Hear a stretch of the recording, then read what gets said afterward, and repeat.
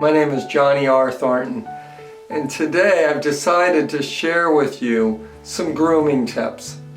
Now, some of the greatest movie stars of all time, such as Errol Flynn, Niven, and Clark Gable, had what is known as a pencil mustache. And I've decided to bring that fashion back. In the animal kingdom, males take great pains to gain the attention of females.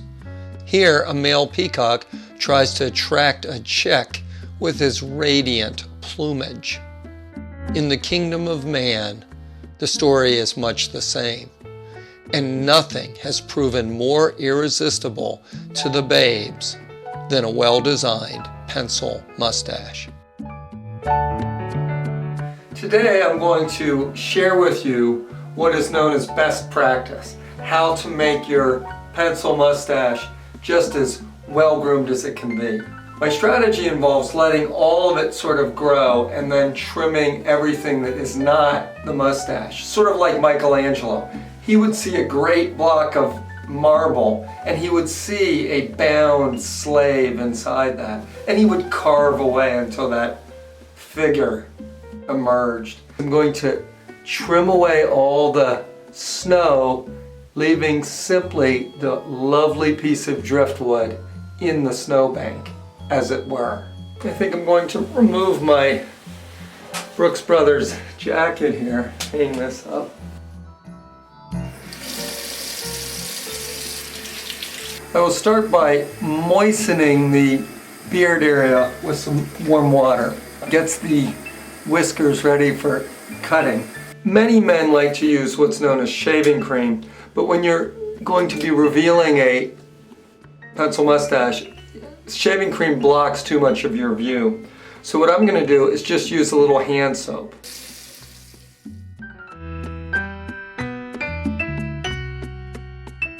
Rub it in.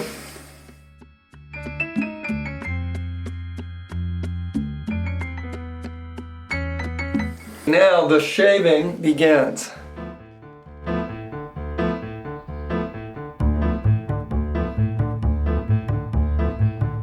And we continue to get the outlying whiskers as cleanly shaven as we can. Notice I'm not even attempting to go near the pencil mustache area yet. That is hallowed ground.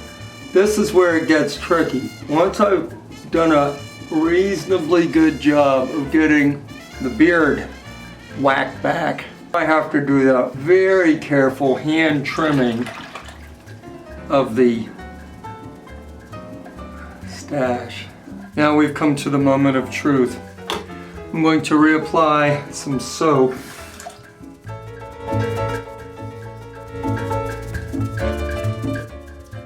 I try not to swallow too much of the soap. It's okay.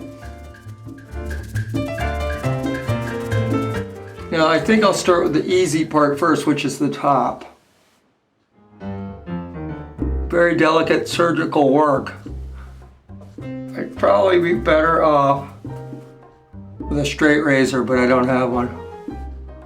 I don't have one of those stropping leathers either. I'm using a Mach 3. For careful work, I'll go in with my little plastic single blade.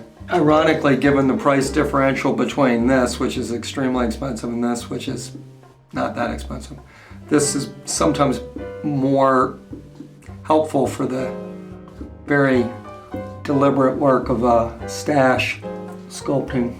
Sometimes water will drip down your arm. Nothing wrong with it, it's just a kind of a creepy feeling as water drips. So if you feel that, don't panic, just have a towel handy.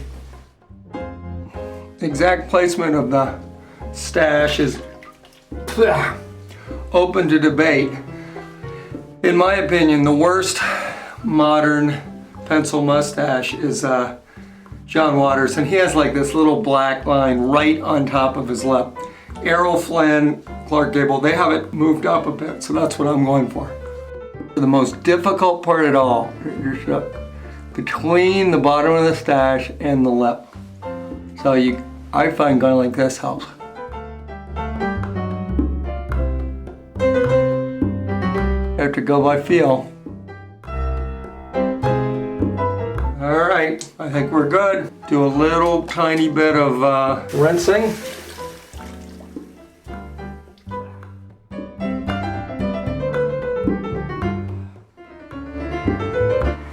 And there you go, we got ourselves a look. Now this is classic pencil mustache a la Errol Flynn. My hair used to be kind of thinning, but for some reason, every follicle of my being was so energized when I made the decision to grow this that everything sort of started coming up like spring daisies.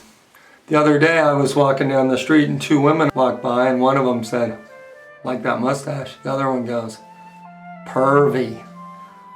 I don't really know what that means, but I think it's like groovy or something. Pervy. Yep, that's me, pervy.